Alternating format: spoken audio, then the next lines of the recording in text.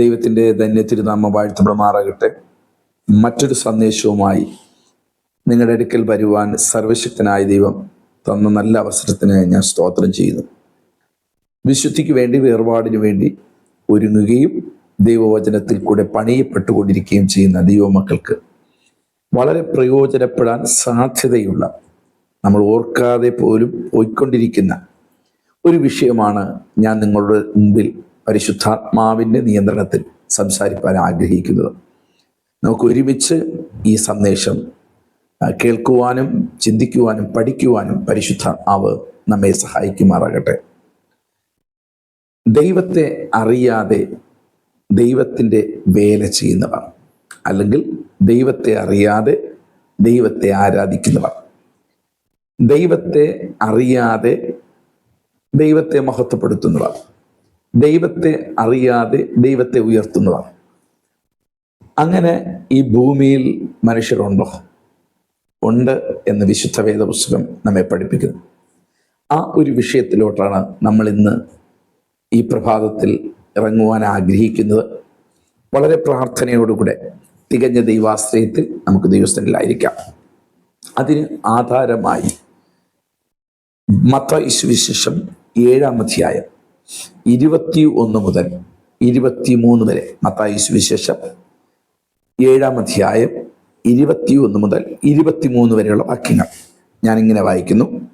എന്നോട് കർത്താവേ കർത്താവേ എന്ന് പറയുന്ന ഏവനുമല്ല, സ്വർഗസ്ഥനായ എൻ്റെ പിതാവിൻ്റെ ഇഷ്ടം ചെയ്യുന്നവനത്രേ സ്വർഗരാജ്യത്തിൽ കടക്കുന്നവർ.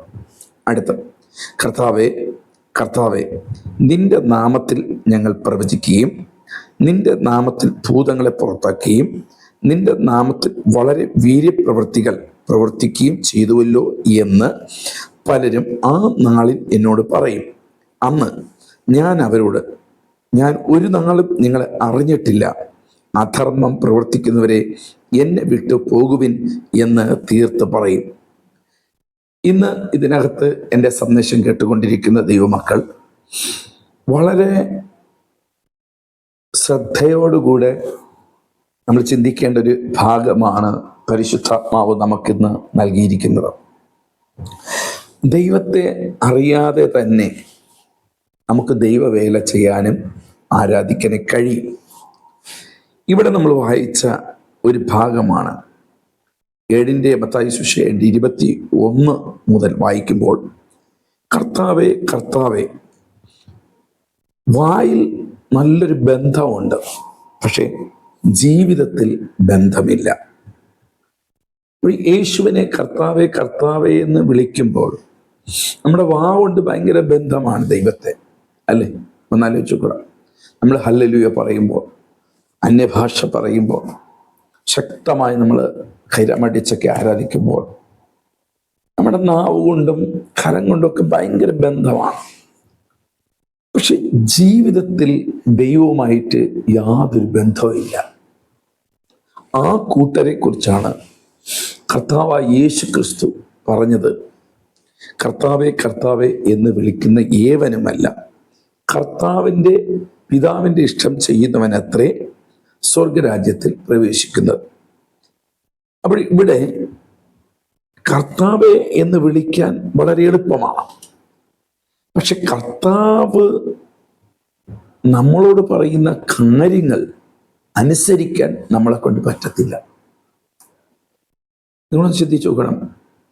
നമ്മൾ ബൈബിൾ വായിക്കാൻ ഭയങ്കര ഇഷ്ടമാണ്, ബൈബിൾ വായിക്കും. പ്രസംഗിക്കുന്നവർക്ക് പ്രസംഗിക്കാൻ ഇഷ്ടമാണ്, പ്രസംഗിക്കൊത്തിരി. മറ്റുള്ളവരോട് ഉപദേശിക്കാൻ ഭയങ്കര ഇഷ്ടമാണ്.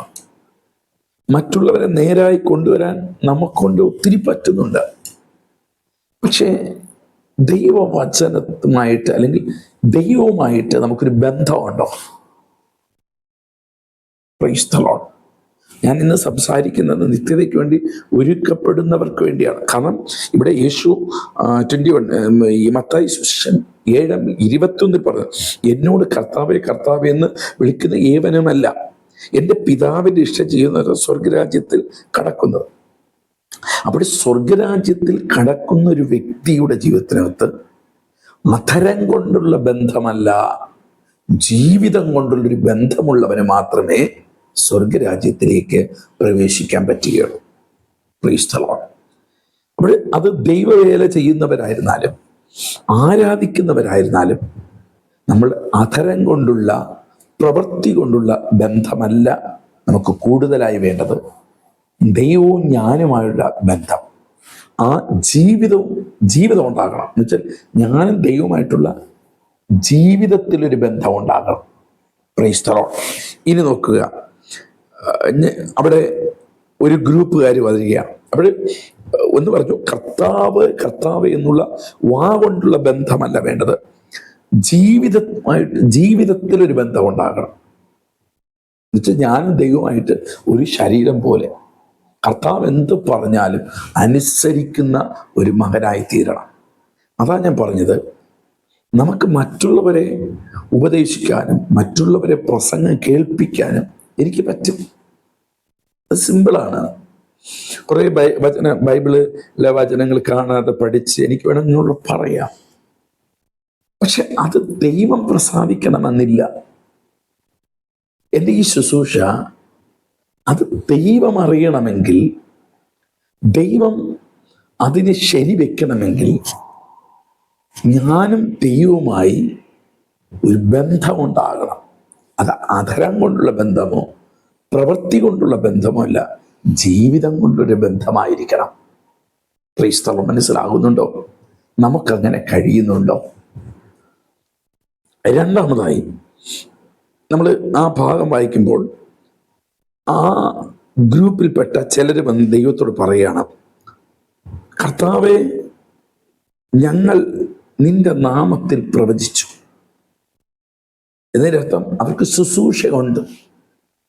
രണ്ടാമത്, വീര്യപ്രവൃത്തികളുടെ അവകാശവാദങ്ങൾ പറഞ്ഞുകൊണ്ട് കർത്താവിൻ്റെ അടുത്ത്, കർത്താവെ നിന്റെ നാമത്തിൽ പ്രവചിച്ചു, വലിയ വീര്യപ്രവൃത്തികൾ ചെയ്തു എന്ന് പറഞ്ഞുകൊണ്ട് യേശുവിൻ്റെ അടുക്കൽ വരികയാണ്.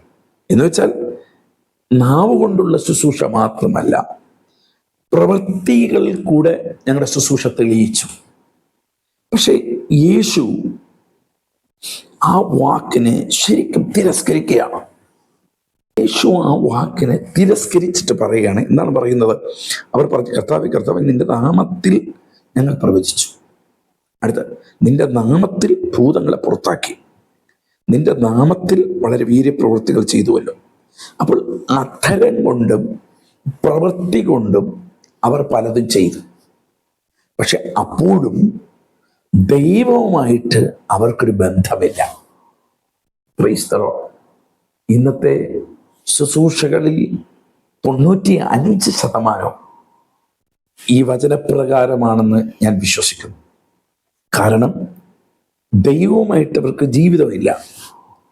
യേശുവിൻ്റെ നാമത്തിൽ അവർ പ്രവചിക്കുക. ഞാനൊരു സത്യം പറയുമ്പോൾ ശരിയാണോ തെറ്റാണോ എന്ന് എനിക്കറിയില്ല, എങ്കിലും എൻ്റെ അറിവിൽ നിന്ന് യേശുവിൻ്റെ നാമം എല്ലാ നാമത്തേക്കാൾ മേലായ നാമമാണ്. എല്ലാ മുട്ടും യേശുവിൻ്റെ നാമത്തിൽ മടങ്ങും. അങ്ങനെയാണെങ്കിൽ യേശുവിൻ്റെ നാമം പറയുമ്പോൾ ഭൂതവും വിറയ്ക്കുമെന്നാണ് പറയുന്നത്. അപ്പോൾ ഒരു യേശുവിൻ്റെ നാമം ഒരാൾ പറയുമ്പോൾ, യേശുവിൻ്റെ നാമം പറയുമ്പോൾ സത്യത്തിൽ ചില വിഷയങ്ങൾക്ക് മറുപടി ഉണ്ടാകും. വീര്യപ്രവൃത്തികളുണ്ടാകും, ഭൂതം വിട്ട് മാറിപ്പോയെന്ന് വരാം യേശുവിൻ്റെ നാമം. പക്ഷേ ആ നാമം പറഞ്ഞ് വിടുതൽ കിട്ടിയത് കൊണ്ട് ആ വ്യക്തി നിത്യതയിൽ പോകണമെന്നില്ല. എന്ന് വെച്ചാൽ ദൈവം അവനുമായി ബന്ധം ഉണ്ടാകണം എന്നില്ല. അതിൻ്റെ തെളിവ്, ബിലയാം കഴുതയുടെ പുറത്ത് കയറി വരികയാണ്. ദൂതൻ കഴുതയുടെ ഫ്രണ്ടിൽ നിൽക്കുകയാണ്. ബിലയാം ഇത് കാണുന്നില്ല. പക്ഷേ കഴുത കണ്ട് അവിടെ കിടക്കുകയാണ്. ബിലയാം അടിക്കുന്നു. പക്ഷേ അവൻ്റെ നാവ് തുറന്ന് അവൻ കണ്ട കാര്യം പറയുകയാണ്. അവൾ കഴുത അവിടെ ഒരു പ്രവാചകന് തുല്യമായി നിന്നുകൊണ്ട് ദൈവം അവൻ്റെ വായെ തുറന്ന് സംസാരിപ്പിച്ചു. പക്ഷെ ആ കഴുത സ്വർഗത്തിൽ പോയോ? ഇല്ല. അവിടെ അതിൻ്റെ അർത്ഥം യേശുവിൻ്റെ നാമത്തിൽ ചിലർ പ്രവചിച്ചെന്ന് വരാം. എല്ലാ പ്രവാചകന്മാരെ അല്ല ഞാൻ പറയുന്നത്, എല്ലാ വീര്യപ്രവൃത്തി ചെയ്യുന്നവരല്ല ഞാൻ പറയുന്നത്. ഇതൊന്നും തെറ്റിദ്ധരിക്കരുത്. പ്രവചനം ഇന്നും ഉണ്ട്, അത്ഭുതങ്ങൾ ഇന്നുണ്ട്, രോഗശാന്തി ഇന്നുമുണ്ട്, ഭൂതശാന്തി ഇന്നും സഭകളിൽ നടക്കുന്നുണ്ട്. ഇതൊന്നും തെറ്റല്ല. പക്ഷേ തെറ്റ് വരുന്നത് എപ്പോഴെന്നറിയണ്ടേ? നമ്മുടെ നാവ് കൊണ്ടും നമ്മുടെ പ്രവൃത്തി കൊണ്ടും യേശുവിൻ്റെ നാമത്തിൽ കാര്യങ്ങൾ ചെയ്യുന്നു. പക്ഷെ ഞാനും യേശുവുമായിട്ട് ഒരു ബന്ധമില്ല. ഞാനിപ്പോഴും ഒരാൾ ഭൂതത്തെ പുറത്താക്കുന്നു, യേശുവിൻ്റെ നാമം പറയുമ്പോൾ ഭൂതം വിട്ടുകൊടുക്കുന്നു. പക്ഷേ ഈ ഭൂതം വിട്ടു പോയവന് ചിലപ്പോൾ അവൻ വീണ്ടും വിശുദ്ധിയോടെ ദൈവസന്നിധിയിൽ നിന്നാൽ അവൻ ആ ഭൂതം തിരിച്ചു വരത്തില്ല. രോഗി സൗഖ്യമാകുന്നു, ഓക്കെ പക്ഷേ ഈ സൗഖ്യമാക്കിയ വ്യക്തി അല്ലെങ്കിൽ യേശുവിൻ്റെ നാമത്തിൽ ഭൂതം പുറത്താക്കിയ വ്യക്തി നിത്യതയെ കാണോ? നിത്യതയെ കാണണമെങ്കിൽ അവൻ്റെ നാവിലുള്ള ബന്ധമല്ല, പ്രവൃത്തിയിലുള്ള ഒരു ബന്ധമല്ല, ശുശ്രൂഷയിലുള്ള ഒരു ബന്ധമല്ല, പിന്നെ ഏത് ബന്ധം വേണം? ദൈവവും ഈ ജ്ഞാനമായുള്ള ജീവിതത്തിലൊരു ബന്ധമുണ്ടായിരിക്കണം. Praise the Lord. അതുകൊണ്ടാണ് പറയുന്നത് കർത്താവേ കർത്താവ്. വളരെ 2 പ്രാവശ്യം കർത്താവേ കർത്താവേ എന്ന് വിളിക്കുന്നു. എന്ന് വെച്ചാൽ അവർ വളരെ പ്രാഗൽഭ്യത്തോടെയാണ് യേശുവിൻ്റെ അടുക്കൽ വരുന്നത്. അവരുടെ വിളി കണ്ടോ? കർത്താവേ കർത്താവേ എന്ന് വെച്ചാൽ കർത്തൃത്വം നടത്തുന്നവനെ. അവർ ഈ നാവ് കൊണ്ട് മാത്രമേ കർത്തൃത്വം നടത്തുന്നവനെ എന്ന് പറയുന്നുള്ളൂ. പക്ഷേ അവരുടെ പേഴ്സണൽ ജീവിതമെല്ലാം കർത്തൃത്വം നടത്തുന്നത് ആരായിരിക്കും? അവരല്ല, അവർ സ്വയമായിരിക്കും, അല്ലെങ്കിൽ ലോകമായിരിക്കും. സ്തോത്രം. നമ്മൾ ഇന്ന് അങ്ങനെ തന്നെയാണ്. ഞായറാഴ്ച വന്ന് കർത്താവെ ഞാൻ നിന്റെ കരങ്ങളിൽ ഏൽപ്പിക്കുന്നു. വർഷിപ്പ് ലീഡർ പറയും ഞാൻ കർത്താവെ നിന്റെ കരങ്ങൾ ഞങ്ങൾ ഏൽപ്പിക്കുന്നു. ദൈവദാസന്മാർ സഭയിൽ നിന്ന് പറയും കർത്താവെ ഞങ്ങൾ നിന്റെ കരങ്ങളിൽ ഏൽപ്പിക്കുന്നു. എന്താണ്? കർത്തൃത്വം ഏറ്റെടുക്കുക. പക്ഷെ ആരാധന കഴിഞ്ഞു, വർഷിപ്പ് കഴിഞ്ഞു, കാര്യങ്ങളെല്ലാം കഴിഞ്ഞ് പുറത്തിറങ്ങുമ്പോൾ നമ്മുടെ കാര്യങ്ങൾ ആരാ നിയന്ത്രിക്കുന്നത്? കർത്താവാണോ നമ്മളാണോ? ശരിക്കും ഒന്ന് വിചിന്തനം ചെയ്യണം. നമ്മളെവിടെ പോകാനാണ്? സ്വർഗരാജ്യത്തിൽ പോകാം. നമ്മൾ നിത്യതയ്ക്ക് വേണ്ടി ഒരുങ്ങുകയാണ്. ആ നിത്യതയ്ക്ക് പോകാൻ തടസ്സമായി നിൽക്കുന്ന കാര്യമാണ് ഇവിടെ പറയുന്നത്. അപ്പോൾ ഞാൻ പ്രവചിക്കുന്നു, ഭൂതങ്ങളെ പുറത്താക്കുന്നു, വലിയ വീര്യപ്രവൃത്തി ചെയ്യുന്നു. അപ്പോൾ ഞാൻ ചിന്തിക്കുന്നത് എന്താണ്? കർത്താവിൻ്റെ ശുശ്രൂഷയെ അംഗീകരിച്ചതാണ്. കർത്താവും ഞാനും ഭയങ്കര ബന്ധമെന്നാണ്. പക്ഷേ ജീവിതത്തിൽ ഞാനും ദൈവമായിട്ട് യാതൊരു ബന്ധവുമില്ല. എൻ്റെ ലൈഫ് മൊത്തം നിയന്ത്രിക്കുന്നത് ഞാനാണ്. ഞാനെന്ന് പറയുന്ന വ്യക്തിയാണ് എൻ്റെ ലൈഫ് മൊത്തം കൊണ്ടുവന്നത്. പക്ഷേ എൻ്റെ ശുശ്രൂഷയല്ല യേശുവിൻ്റെ നാമത്തിൽ.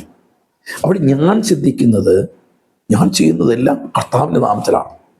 ആയിരക്കണക്കിന് ശുശ്രൂഷകന്മാരും ദൈവമക്കളും ഇതുപോലെ പല അബദ്ധത്തിൽപ്പെട്ടുകൊണ്ടിരിക്കുകയാണ്. സ്തോത്രം. നമ്മൾ അന്യഭാഷ പറയുന്നു. നമ്മൾ ചിന്തിക്കുന്നതാണ് നമ്മൾ ഭയങ്കര പക്ക ആത്മീയരെന്നാണ്, നമ്മൾ ഭയങ്കര ശുദ്ധമായിട്ടുള്ള ജീവിതം നയിക്കുന്നു എന്ന് പറയുന്നു. പക്ഷേ എൻ്റെ വ്യക്തിപരമായ ജീവിതത്തിൽ ഞാനും യേശുവുമായി യാതൊരു ബന്ധവുമില്ല. എൻ്റെ കർത്തൃത്വമില്ല, ലോകമാണ്, അല്ലെങ്കിൽ ബന്ധങ്ങളാണ്, അല്ലെങ്കിൽ ഭാര്യ, ഭർത്താവ്, അല്ലെങ്കിൽ മക്കള്, അല്ലെങ്കിൽ ഞാൻ തന്നെയാണ് നിയന്ത്രിക്കുന്നത്. സ്തോത്രം. ഞാനാണ് ദൈവം എന്ന് പറഞ്ഞ് പോയിക്കൊണ്ടിരിക്കുക. കർത്താവേ എന്ന് പറഞ്ഞ വാക്കിന് കർത്തൃത്വം നടത്തുന്നവൻ ഒരു അർത്ഥമില്ല. എന്ന് വെച്ചാൽ എൻ്റെ സകല നിയന്ത്രണങ്ങളും ഏറ്റെടുക്കുന്നവനെ. അതാണ് 2 പ്രാവശ്യം കർത്താവേ കർത്താവേ. കേട്ടോ? കർത്താവ് നിന്റെ നാമത്തിൽ ഞങ്ങൾ പ്രവചിക്കുകയും. ഇവിടെ നാവ് കൊണ്ട് യേശുവിൻ്റെ നാമം പറഞ്ഞ് അത് പ്രവചിക്കുകയാണ്. അടുത്ത് നിന്റെ നാമത്തിൽ ഭൂതങ്ങളെ പുറത്താക്കിയാണ്. ഇവിടെ യേശുവിൻ്റെ നാമത്തിൽ ഇതൊക്കെ സംഭവിക്കും. പക്ഷേ കർത്താവ് അതിന് കൊടുക്കുന്ന വാക്കെന്താണെന്ന് താഴോട്ട് വായിക്കാം. വീര്യപ്രവൃത്തികൾ ചെയ്തില്ലയോ എന്ന് പലരും ആ നാളിൽ, ഏത് നാളിൽ? നമ്മൾ നേരത്തെ വായിച്ചതുപോലെ സ്വർഗസ്ഥനായ പിതാവിൻ്റെ സന്നിധിയിൽ എത്തുമ്പോൾ ആ നാളിൽ എന്നോട് പറയും. അടുത്ത്, അന്ന് ഞാൻ അവരോട്, ഞാൻ ഒരു നാളും നിങ്ങളെ അറിഞ്ഞിട്ടില്ല. ആ വാക്ക് നിങ്ങൾ ശ്രദ്ധിക്കണം. ഒരു നാളും. നമ്മൾ ഇതിനെ സിമ്പിളായിട്ട് കാണരുത്. നമ്മളിവിടെ ഇരുന്ന് ഇന്ന് ചിന്തിക്കുക, ദൈവം എന്നെ അറിയുന്നു, എൻ്റെ ദൈവം അറിഞ്ഞിട്ടാണോ ഞാൻ ഈ ശുശ്രൂഷകൾ ചെയ്യുന്നത് എന്ന് വെച്ചാൽ ഞാനും ദൈവം ഒരു ബന്ധമുണ്ടോ? സ്തോത്രം. ഇവിടെ കണ്ടോ, അധർമ്മം ആ വാക്ക് ഞാൻ നിങ്ങൾ ഒരു നാളും അറിഞ്ഞിട്ടില്ല. എന്നിട്ട് കൈ കഴുകി. അപ്പോഴും അവര് പറഞ്ഞെന്താ, ഈ കർത്താവേ നിന്റെ നാമത്തിൽ ഞാൻ പലതും ചെയ്തു, എൻ്റെ കർത്തൃത്വം നീയാണ് ഏറ്റെടുത്തെന്ന് വാവുകൊണ്ട് പറഞ്ഞു. പക്ഷെ ജീവിതം അവർ തന്നെ നിയന്ത്രിച്ചു, ശുശ്രൂഷ അവർ തന്നെ നിയന്ത്രിച്ചു. ഇന്നും പലരെയും നിയന്ത്രിക്കുന്നത് അവർ തന്നെയാണ്, സ്വന്തം ബുദ്ധി തന്നെയാണ്, സ്വന്തം അറിവ് തന്നെയാണ്. പലരും നിയന്ത്രിക്കുകയാണ്. കർത്താവെ എന്ന് വിളിക്കുന്നെങ്കിലും കർത്തൃത്വം ദൈവകരങ്ങളിൽ ഏൽപ്പിച്ചിട്ടില്ല. അവരെക്കുറിച്ചാണ് പറയുന്നത്, ഞാൻ ഒരു നാളും നിങ്ങളെ അറിഞ്ഞിട്ടില്ല. ആ ഒരു വാക്ക് ദൈവമക്കളെ, ദൈവത്തിന് വേണ്ടി പ്രവർത്തിക്കുന്നവരെ, ദൈവത്തിന് വേണ്ടി കാത്തിരിക്കുന്നവരെ, വിശുദ്ധിക്ക് വേണ്ടി ഒരുങ്ങിയിരിക്കുന്നവരെ ഞാൻ പറയട്ടെ, ആ ഒരു വാക്ക് നമ്മൾ ഒരിക്കലും കേൾക്കരുത്. എന്താണ് ആ വാക്ക്? ഞാൻ ഒരു നാളും നിങ്ങളെ അറിഞ്ഞിട്ടില്ല. അതാണ് പറയുന്നത്, ഓടിയതും അധ്വാനിച്ചതും വെറുതെ ആകരുത്. ഇത്രയും നാള് യേശുവിന്റെ നാമത്തിൽ ചെയ്ത ശുശ്രൂഷ വേസ്റ്റായി പോകരുത്. സ്തോത്രം. ഈ സന്ദേശം കേൾക്കുന്ന ഓരോ അമ്മമാർ, ഓരോ അപ്പച്ചന്മാർ, ഓരോ അച്ചായന്മാർ, ഓരോ അമ്മമ്മമാർ, ഓരോ കുഞ്ഞുങ്ങളും, ഓരോ കർത്തൃഭൃത്യന്മാരും, നമ്മളൊക്കെ എത്ര സൂക്ഷ്മതയോടുകൂടെയാണ് ഈ സന്ദേശം ഒന്ന് ശ്രവിക്കേണ്ടത്. നാവ് കൊണ്ട് നമുക്ക് ശുശ്രൂഷ ചെയ്യാം, നാവ് കൊണ്ട് യേശുവിന്റെ നാമം പറയാം, നാവ് കൊണ്ട് കർത്താവേ എന്ന് വിളിക്കാം. അതല്ല, അവരെ കുറിച്ചാണ് യേശു പറഞ്ഞത്, ഞാൻ ഒരു നാളും നിങ്ങളെ അറിഞ്ഞിട്ടില്ല. സ്തോത്രം. നമ്മളെ ശരിക്കും മനസ്സിലാക്കണം, ഒരു നാളും ഞാൻ നിങ്ങളെ അറിഞ്ഞിട്ടില്ല. അടുത്ത വാക്യം കുറച്ചും കൂടെ കർത്താവ് ഘനമായി പറയണം, അധർമ്മം പ്രവർത്തിക്കുന്നവരെ എന്നെ വിട്ട് പോകുവിൻ. ആ വാക്ക് അധർമ്മം, ധർമ്മമില്ലാത്തവരെ. അപ്പോൾ ദൈവവും നമ്മളുമായി ജീവിതത്തിലൊരു ബന്ധമുണ്ടെങ്കിൽ മാത്രമേ അവിടെ ധർമ്മമാകുകയുള്ളൂ. നാവ് കൊണ്ട് എന്തോ പറഞ്ഞോളൂ, അതവരെ കുറിച്ച് പറയുന്നു, അധർമ്മം പ്രവർത്തിക്കുന്നവർ, അധർമ്മം പ്രവർത്തിക്കുന്ന എന്നെ വിട്ട് പോകുവിൻ. കർത്താവിനെ നിങ്ങളെ വേണ്ട, കാണണ്ട. ആ ഒരു അർത്ഥത്തിനാണ് അവിടെ പറഞ്ഞിരിക്കുന്നത്. എന്നെ കേൾക്കുന്ന എൻ്റെ ദൈവദാസന്മാരെ, നമ്മൾ എത്ര ആത്മാക്കളെ നേടിയെന്നല്ല, നമ്മൾ എത്ര മണിക്കൂർ ശുശ്രൂഷിച്ചു എന്നല്ല, ഈ ശുശ്രൂഷയിൽ ദൈവവും ഞാനുമായുള്ള ബന്ധം എത്രമാത്രമായിരിക്കും. ചിലർ മണിക്കൂറോളം പ്രാർത്ഥിക്കും, 6 മണിക്കൂർ, 5 മണിക്കൂർ, നല്ല കാര്യമാണ്, പ്രാർത്ഥിക്കണം. പക്ഷെ പ്രാർത്ഥിക്കുന്നതിന് മുമ്പ് നിങ്ങളുടെ കർത്തൃത്വം ആരാണ് ഏറ്റെടുത്തിരിക്കുന്നത്? നിങ്ങൾ ശുശ്രൂഷിക്കുന്നതിന് മുമ്പ് നമ്മൾ ചിന്തിക്കണം, എൻ്റെ ഈ ശുശ്രൂഷ ആരാണ് ഏറ്റെടുത്തിരിക്കുന്നത്? എൻ്റെ കർത്തൃത്വം, എൻ്റെ ശുശ്രൂഷയുടെ കർത്തൃത്വം, എൻ്റെ കുടുംബജീവിതത്തിൻ്റെ കർത്തൃത്വം, എൻ്റെ പേഴ്സണൽ കർത്തൃത്വം, സകലതും ഏറ്റെടുത്തിരിക്കുന്ന ആരാണ്? എൻ്റെ സ്വന്തം ബുദ്ധിയാണോ? അതോ ഞാൻ ആണോ? ഞാനെന്ന് പറയുന്ന ഒരാൾ നമുക്കുണ്ട്. അവൻ ഏറ്റെടുക്കാനല്ല കർത്തൃത്വം കർത്താവിൻ്റെ കയ്യിൽ കൊടുത്തിരിക്കുന്നു. നിങ്ങൾ ആ വാക്കുകൾ ശ്രദ്ധിച്ച് പഠിക്കണം. 1 അവർ വന്ന് പറയും, കർത്താവേ കർത്താവേ. 2, കർത്താവേ നിന്റെ നാമത്തിൽ സ്തോത്രം പ്രവചിച്ചു, വലിയ വീര്യപ്രവൃത്തി ചെയ്തു, പിന്നെ അത്ഭുതങ്ങൾ കാണിച്ചു. എപ്പോഴാ വരുന്നത്? അന്നാളിൽ, അവസാന നാളിൽ. ഇന്ന് അവസാന നാളിലാണ് യേശുവിൻ്റെ അടുക്കൽ വരുന്നത്, ആ ബന്ധം കൂടാൻ വരുന്നത്. അപ്പോഴാണ് യേശു പറയുന്നത്, എനിക്ക് നിങ്ങളെ അറിഞ്ഞുകൂടാ. സ്തോത്രം. ഈ സന്ദേശം കേൾക്കുമ്പോൾ ഒരുപക്ഷെ ജീവിതവുമായി, ദൈവവുമായി യാതൊരു ബന്ധവുമില്ലാതായിരിക്കാം ശുശ്രൂഷിക്കുന്നത്.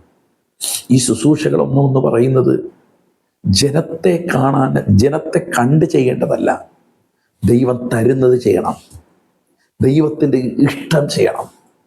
കയ്യടി വാങ്ങാനല്ല, ദൈവം തൻ്റെ ശുശ്രൂഷ തരുമ്പോൾ കർത്താവും തൻ്റെ ദൂതന്മാരും സന്തോഷിക്കണം. കുറേ പേർ നമ്മളെ പ്രസാദിക്കാനല്ല ശുശ്രൂഷ ചെയ്യേണ്ടത്. ഞാൻ ശുശ്രൂഷിക്കുമ്പോൾ, ദൈവ ഇഷ്ടം ചെയ്യുമ്പോൾ കർത്താവ് കർത്താവിലേക്ക് അനേകം ഇഷ്ടപ്പെടുവാനിടയാകും. ഇന്നത്തെ വേദികളിൽ മൊത്തം നോക്കണം, ദൈവദാസന്മാരെ ഇഷ്ടപ്പെടുന്നു, ശുശ്രൂഷകന്മാരെ ഇഷ്ടപ്പെടുന്നു, പ്രവാചകന്മാരെ ഇഷ്ടപ്പെടുന്നു. അവരിൽ കൂടെ ക്രിസ്തുവിനെ ആരെങ്കിലും ഇഷ്ടപ്പെടുന്നുണ്ടോ? കാര്യം വേറൊന്നുമല്ല. ഇന്ന് ഈ സന്ദേശം കേട്ടുകൊണ്ടിരിക്കുമ്പോൾ ദൈവവും ഞാനുമായി വ്യക്തിപരമായ ബന്ധമുണ്ടോ? വ്യക്തിപരമായ ബന്ധമില്ലെങ്കിൽ അധർമ്മം പ്രവർത്തിക്കുന്നവരെ എന്നെ വിട്ട് പോ, ഞാൻ നിന്നെ ഒരു നാളും അറിഞ്ഞിട്ടില്ല എന്നൊരു വാക്ക് അന്ത്യസമയത്ത് നമ്മൾ കേൾക്കും. അന്ന് കർത്താവിൻ്റെ മുമ്പിൽ നിന്ന്, കർത്താവെ, ഞാൻ നിനക്ക് വേണ്ടി ഇറങ്ങിയവനാണ്, ഞാൻ വലിയൊരു പ്രാസംഗികനായിരുന്നു, എത്രയോ സ്റ്റേജുകളിൽ പ്രസംഗിച്ചു, എത്രയോ ഇടത്ത് ഞാൻ പ്രവചിച്ചു, എത്രയോ ഭൂതങ്ങളെ ഞാൻ പുറത്താക്കി, എത്രയോ മഹാ അത്ഭുതങ്ങൾ ചെയ്തു. അപ്പാ, ഞാൻ എത്രയോ മണിക്കൂറുകൾ നിന്റെ സന്നിധിയിൽ നിന്ന് പ്രാർത്ഥിച്ചു.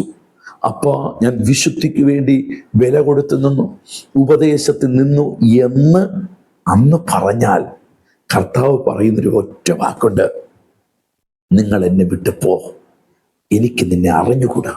ആ ഒരു വാക്ക് കേൾക്കാൻ ആരും ആഗ്രഹിക്കരുത്. ഇന്ന് ഈ സന്ദേശം കേൾക്കുമ്പോൾ അല്പസമയം ഇരുന്നിട്ട് കർത്താവിനോട് ചോദിക്കണം: കർത്താവെ, ഞാനും അങ്ങുമായുള്ള ബന്ധം എങ്ങനെയാണ്? എൻ്റെ കാര്യങ്ങൾ അങ്ങാണോ നിയന്ത്രിക്കുന്നത്, അതോ എൻ്റെ കാര്യങ്ങൾ ഞാനാണോ നിയന്ത്രിക്കുന്നത്? ഞാൻ നിയന്ത്രിക്കുന്നെങ്കിൽ യേശുവിൻ്റെ നാമം വാഗുകൊണ്ട് പറയാം, യേശുവിൻ്റെ പ്രവൃത്തികൾ എൻ്റെ പ്രവൃത്തികളിൽ കൂടെ വെളിപ്പെടുത്താം. പക്ഷേ എൻ്റെ ജീവിതത്തിൽ കർത്താവുമായുള്ളൊരു ബന്ധമില്ലെങ്കിൽ എൻ്റെ കർത്തൃത്വം കർത്താവല്ല ഏറ്റെടുക്കുന്നത്. പുറമേ കാണിക്കുന്ന കുറെ പ്രഹസനങ്ങളല്ല ബന്ധം. സ്തോത്രം. എന്താണ് കർത്താവിൻ്റെ ഇഷ്ടം എന്ന് പറയുന്നത്? എപ്പോഴും നിങ്ങൾ മനസ്സിലാക്കേണ്ട കാര്യം, എന്താണ് കർത്താവിൻ്റെ ഇഷ്ടം എന്ന് വേദപുസ്തകം പഠിപ്പിക്കുന്നത്? അവിടെ വായിച്ചത്, പിതാവിൻ്റെ ഇഷ്ടം ചെയ്യുന്നവൻ സ്വർഗരാജ്യത്തിൽ പോകുന്നത്. അവിടെ പിതാവിൻ്റെ ഇഷ്ടം എന്ന് പറയുന്നത് എന്താണ്? നിങ്ങൾ 1 യോഹന്നാൻ്റെ ലേഖനം 3:23 വായിക്കണം. യേശു ക്രിസ്തുവിനെ വിശ്വസിക്കുകയും അവനിൽ ആശ്രയിക്കുകയും ചെയ്യുന്നതാണ് അടിസ്ഥാനപരമായ പിതാവിൻ്റെ ഇഷ്ടം. എന്താണ്? യേശു ക്രിസ്തുവിനെ വിശ്വസിക്കുകയും അവനിൽ ആശ്രയിക്കുകയും ചെയ്യുന്നതാണ് കർത്താവിൻ്റെ ഇഷ്ടം. Price the Lord. ആ ബന്ധത്തിലേക്ക് വരുന്ന എപ്പോഴാണ്? കർത്താവിൻ്റെ ഇഷ്ടം ചെയ്ത്, പിതാവിൻ്റെ ഇഷ്ടം ചെയ്യുക എന്നുവെച്ചാൽ പേഴ്സണൽ ഒരു ബന്ധം വരുന്ന എപ്പോഴാണ്? ഞാനും ദൈവവുമായിട്ട് ശുശ്രൂഷയിൽ നിൽക്കുമ്പോൾ തന്നെ ഞാനും ദൈവവുമായുള്ള ബന്ധം എപ്പോഴാണ് വരുന്നത്? ഇവിടെ യോഹന്നാൻ ലേഖകൻ പറയുന്നു, യേശു ക്രിസ്തുവിനെ വിശ്വസിക്കുകയും അവനിൽ ആശ്രയിക്കുകയും ചെയ്യുന്നതാണ് എന്ത്? അടിസ്ഥാനപരമായ പിതാവിൻ്റെ ഇഷ്ടം. ഞാൻ ചോദിക്കട്ടെ, നമ്മുടെ വ്യക്തിപരമായ ജീവിതത്തിൽ യേശു ക്രിസ്തുവിനെ വിശ്വാസമുണ്ടോ?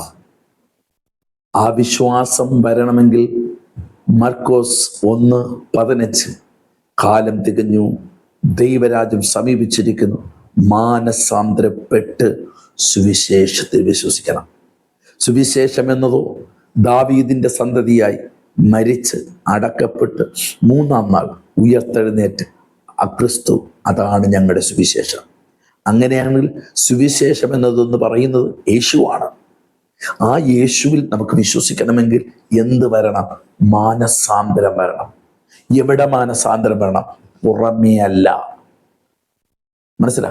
നാവിൽ കൊണ്ടല്ല, മനസ്സിന്, ചിന്തകൾക്ക് മാറ്റമുണ്ടാകണം. അതിനെയാണ് മാനസാന്തരം എന്ന് പറയുന്നത്.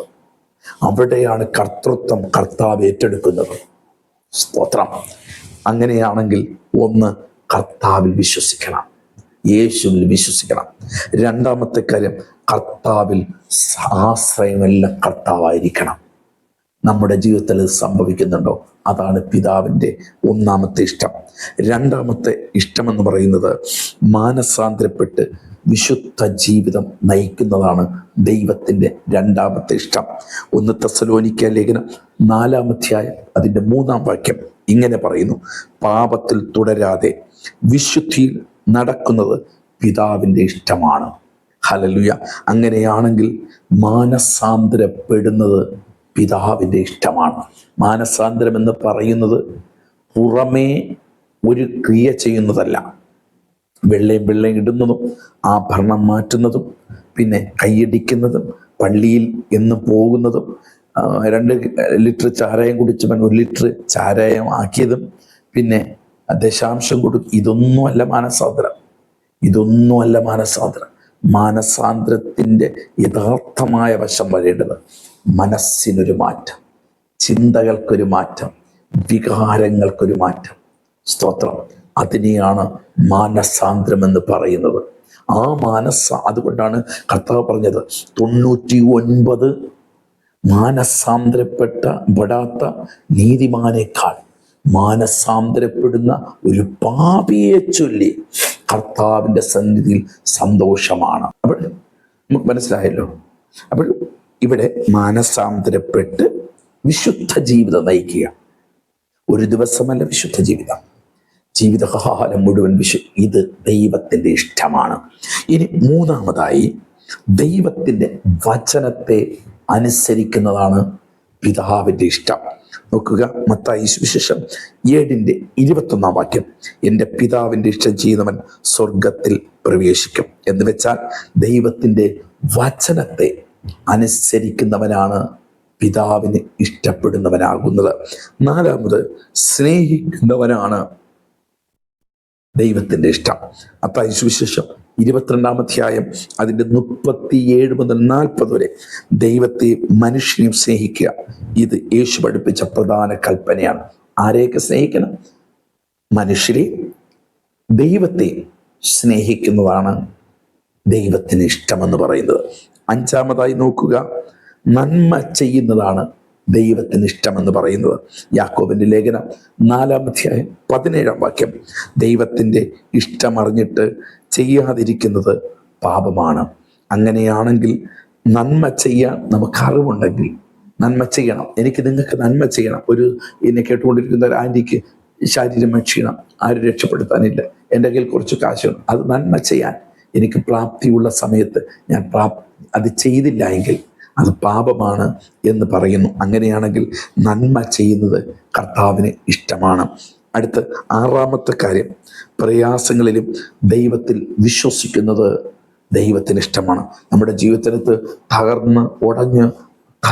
തളർന്നിരിക്കുമ്പോൾ, എല്ലാവരും കൈവിടുമ്പോൾ കർത്താവിലുള്ള വിശ്വാസം നഷ്ടപ്പെടാതെ ദൈവത്തെ മാത്രം മുറുകെ പിടിച്ച് ആശ്രയിച്ച് ജീവിക്കുന്നത് കർത്താവിന് പ്രിയനായവനാണ്, അല്ലെങ്കിൽ കർത്താവിൻ്റെ അത് ഇഷ്ടമാണ് എന്ന് 1 തെസ്സലോനിക്ക ലേഖനം 5-ാം അധ്യായം 16 മുതൽ 18 വരെ വായിക്കുമ്പോൾ എനിക്കും അത് കാണാൻ സാധിക്കുന്നു. അതുകൊണ്ട് എൻ്റെ പ്രിയമുള്ളവരെ, ദൈവത്തിൻ്റെ ഇഷ്ടം തിരയണം. ദൈവത്തിൻ്റെ ഇഷ്ടമോ നിങ്ങളുടെ ശുദ്ധീകരണം തന്നെ. സ്തോത്രം. അങ്ങനെയാണെങ്കിൽ ഈ സന്ദേശം നിങ്ങളുടെ ജീവിതത്തിൽ വ്യക്തമായി ഇന്ന് ക്രിയ ചെയ്യട്ടെ.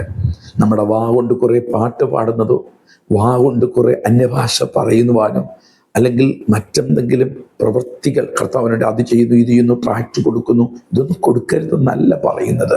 ഇതെല്ലാം ചെയ്യുന്നു. പക്ഷേ ഇതിനെല്ലാത്തിലും ക്രിസ്തുവിൻ്റെ നാളിൽ നന്നും നല്ലവനും വിശ്വസ്തനുമായ ദാസനെ എന്ന് ആ വിളിപ്പേര് കിട്ടണമെങ്കിൽ ഈ ഭൂമിയിൽ നമ്മൾ ഇതൊക്കെ ചെയ്യുമ്പോൾ തന്നെ ദൈവവും ഞാനുമായ ഒരു ബന്ധമുണ്ടായിരിക്കണം. ആ ബന്ധമാണ് കർത്താവിൻ്റെ ഇഷ്ടം ചെയ്യണം. കർത്താവിൻ്റെ ഇഷ്ടം എന്താണെന്നൊക്കെ ഞാൻ കുറച്ച് കാര്യം നിങ്ങളെ ബോധിപ്പിക്കുവാനിടയായി. അങ്ങനെയാണെങ്കിൽ ഇന്ന് ശുശ്രൂഷിക്കുന്ന ദൈവദാസന്മാരെ, ശുശ്രൂഷയുടെ വലിപ്പമല്ല നിത്യതയിൽ പ്രവേശിക്കുന്നത്, ദൈവവും നിങ്ങളുമായുള്ള ബന്ധം. ഒരുപക്ഷെ യേശുവിൻ്റെ നാമം ആര് പറഞ്ഞാലും ചില രോഗം സൗഖ്യമായെന്ന് വരാം. ഹല്ലേലൂയ. ചില ഭൂതം വിട്ടുപോയെന്ന് വരാം. വെറുതെ നിന്നുകൊണ്ട് ഒരുത്തൻ്റെ ജീവിതത്തിൽ പെട്ടെന്ന് ഒരു പ്രതിസന്ധി, യേശുവിൻ്റെ നാമത്തിൽ കയ്യിലുള്ള വേദന മാറട്ടെ എന്ന് പറഞ്ഞാൽ യേശുവിൻ്റെ നാമം പറഞ്ഞാൽ അത് മാറിയെന്ന് വരാം. കാരണം എല്ലാ നാമത്തേക്കാൾ മേലായ നാമം. എന്തിനാണ് ആ കൈയുടെ വേദന മാറ്റിക്കൊടുത്തത്?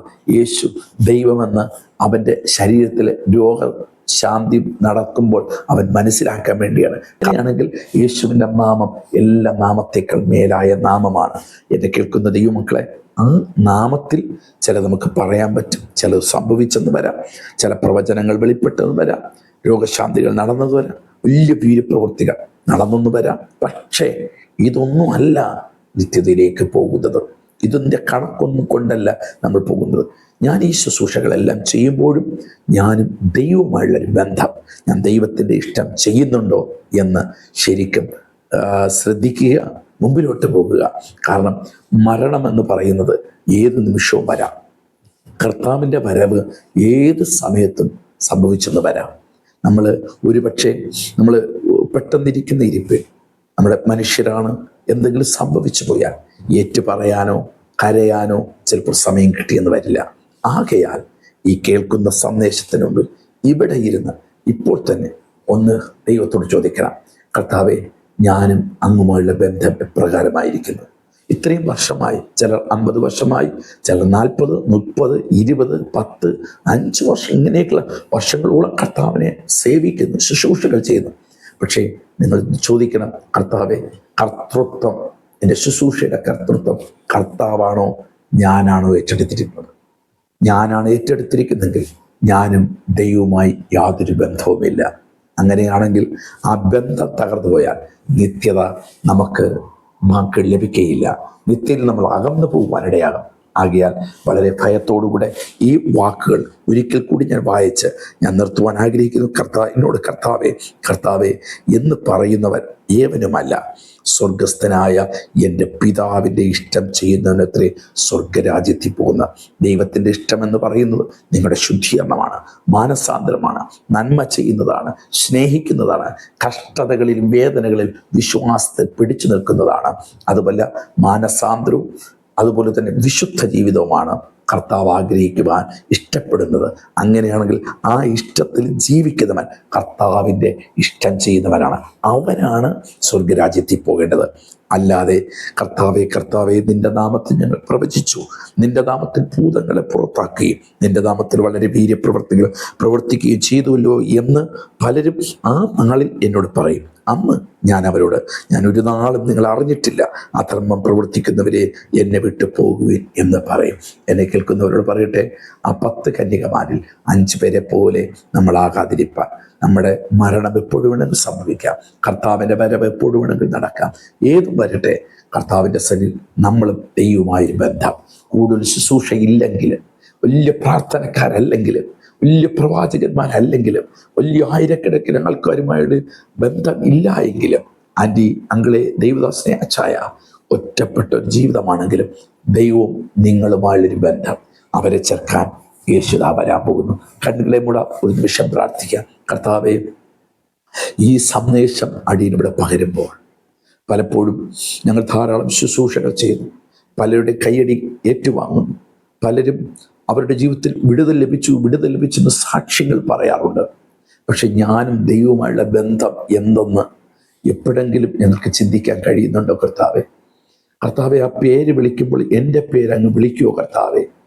ആ ചിന്ത ഞങ്ങളുടെ ജീവിതത്തിലില്ലാതെ യേശുവിൻ്റെ നാമത്തിൽ അത്ഭുതങ്ങളും അടയാളങ്ങളും ഞങ്ങൾ വലിയ കാര്യങ്ങൾ ചെയ്ത് ഈ ലോകത്ത് ജീവിക്കുമ്പോൾ, കർത്താവെ, ഞങ്ങളുടെ മരണവുമായിട്ട് ഞങ്ങൾ എടുത്തുകൊണ്ടിരിക്കുമ്പോൾ, ഈ സന്ദേശം ഇന്ന് രാവിലെ കർത്താവ് ദൈവവും ഓരോ വ്യക്തികളുമായുള്ള ബന്ധം ഒരിക്കൽ കൂടി ഉറപ്പിക്കാനും കർത്താവ് സകലുടെ കർത്തൃത്വം ഏറ്റെടുക്കാൻ പൂർണ്ണമായി ഏൽപ്പിച്ചു കൊടുക്കാൻ കർത്താവ് സഹായിക്കണമേ എന്ന് ഞങ്ങൾ പ്രാർത്ഥിക്കുന്നു. ഈ വചനത്തിൽ കൂടെ ചിലരുടെ ആത്മീയ കണ്ണു തുറക്കാൻ, ചിലരും കൂടെ നിത്യതയ്ക്കൊണ്ട് ഒരിക്കൽ കൂടി ഉറപ്പാക്കാൻ കർത്താവ് സഹായിക്കണം. കൃപ നിറയ്ക്കണം. യേശുക്രിസ്തുവിൻ നാമത്തിൽ തന്നെ ആമേൻ, ആമേൻ. എൻ്റെ പ്രിയമുള്ളവരെ, ഈ സന്ദേശം നിങ്ങളുടെ ജീവിതത്തിൽ പ്രയോജനപ്പെട്ടിട്ടുണ്ടെങ്കിൽ അനേകർക്ക് ഷെയർ ചെയ്യുക. അവർക്കും കൂടെ ഇത് പ്രയോജനപ്പെടട്ടെ. കാരണം ഇത് മറഞ്ഞു കിടക്കുന്ന ഒരു നഗ്നസത്യമാണ്. നമ്മൾ ഒത്തിരി പ്രവചിക്കുന്നു, അത്ഭുതം ചെയ്യുന്നു, പ്രാർത്ഥിക്കുന്നു, കർത്താവിനോട് ഓടുന്നു, ഒത്തിരി അന്യഭാഷ പറയുന്നു. പലപ്പോഴും നമ്മൾ ചിന്തിക്കുന്നു നമ്മുടെ കർത്താവ് വന്നാൽ നമ്മൾ പോകുമെന്ന്. പക്ഷേ നമ്മൾ ഒരിക്കലും മറക്കുന്ന ഒരു കാര്യമാണ്, ഞാനും യേശുവുമായുള്ള ബന്ധം എത്രയുണ്ട്. എൻ്റെ കാര്യങ്ങൾ കർത്താവാണോ നിയന്ത്രിക്കുന്നത്, ഞാനാണോ നിയന്ത്രിക്കുന്നത്? നമുക്ക് ശ്രദ്ധിക്കാം, പ്രാർത്ഥിക്കാം. ദൈവം നമ്മളെ സമൃദ്ധമായി അനുഗ്രഹിക്കുമാറാകട്ടെ.